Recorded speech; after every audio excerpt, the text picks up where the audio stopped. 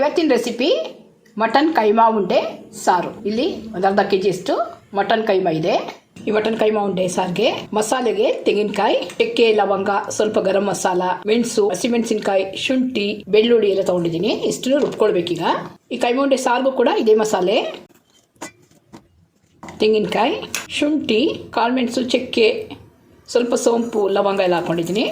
ಖಾರಕ್ಕೆ ತಕ್ಕಾಗೆ ಹಸಿಮೆಣಸಿನಕಾಯಿ, ಬೆಳ್ಳುಳ್ಳಿ ಇಷ್ಟನ್ನು ರುಬ್ಬಿ ಕೈಮಾ ಜೊತೆ ಸೇರಿಸ್ತಾ ಇದ್ದೀನಿ.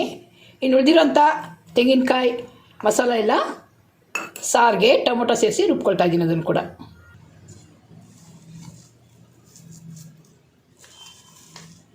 ತೆಂಗಿನ ಮಸಾಲೆ ಹಾಕ್ತಾ ಇದ್ದೀನಿ ಕೈಮಾ ಜೊತೆ.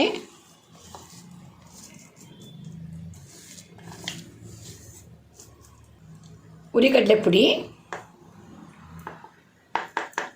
ಒಂದು ಮೊಟ್ಟೆ,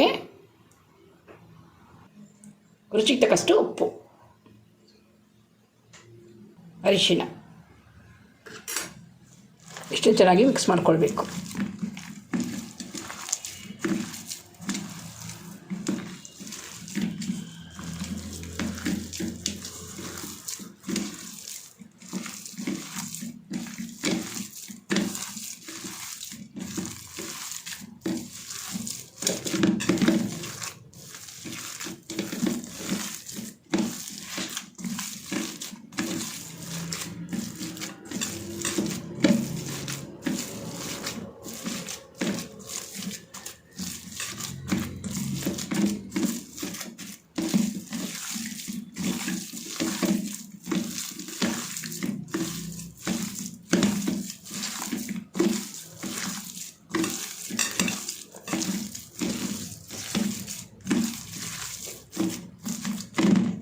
ಈ ಥರ ಮಸಾಲೆ ಎಲ್ಲ ಕೈಮಾಗೆ ಚೆನ್ನಾಗಿ ಮಿಕ್ಸ್ ಆಗೋ ಥರ ಮಿಕ್ಸ್ ಮಾಡ್ಕೊಳ್ಬೇಕು. ಈಗ ಸಾಂಬಾರಿಗೆ ಮಸಾಲೆ ರುಬ್ಕೊಳ್ತಾ ಇದ್ದೀನಿ. ಕೈಮಾ ಉಂಡೆಗೆ ಯಾವ್ಯಾವ ಮಸಾಲೆ ಹಾಕಿದೆ ಅದೇ ಮಸಾಲೆಗಳನ್ನ ಕೂಡ ಟೊಮೊಟೊ ಜೊತೆ ಸಾರಿಗೆ ರುಬ್ಕೊಳ್ತಾ ಇದ್ದೀನಿ.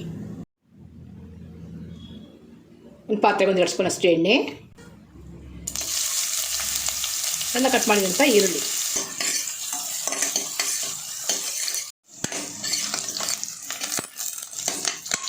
ಈರುಳ್ಳಿ ಫ್ರೈ ಆದಮೇಲೆ ರುಬ್ಬಿರೋಂಥ ಮಸಾಲೆ ಹಾಕ್ತಾಯಿದ್ದೀನಿ.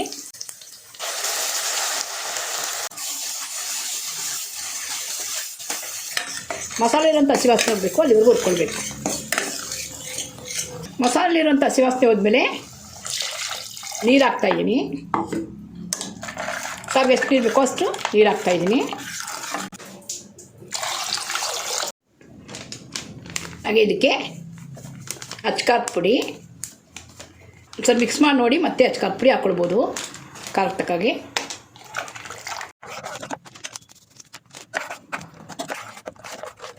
ರುಚಿಗೆ ತಕ್ಕಷ್ಟು ಉಪ್ಪು,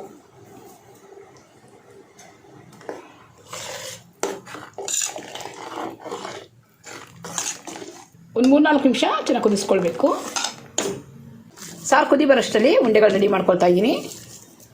ಎಷ್ಟಪ್ಪ ಉಂಡೆಗಳು ಬೇಕೋ ಅಷ್ಟಪ್ಪ ಕಟ್ಟಿಟ್ಕೊಳ್ಬೇಕು.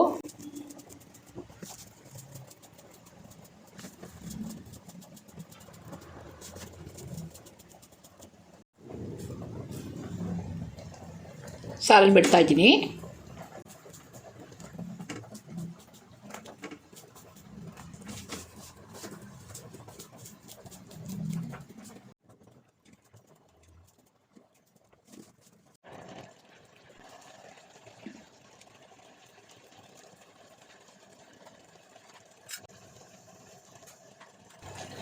ಒಂದು 6-7 ನಿಮಿಷದ ಕಾಲ ಮೀಡಿಯಮಲ್ಲಿ ಬೇಯಿಸ್ಕೊಳ್ಬೇಕು. ಕೈಮಾ ಉಂಡೆಗಳು ಚೆನ್ನಾಗಿ ಬೇಯುತ್ತೆ.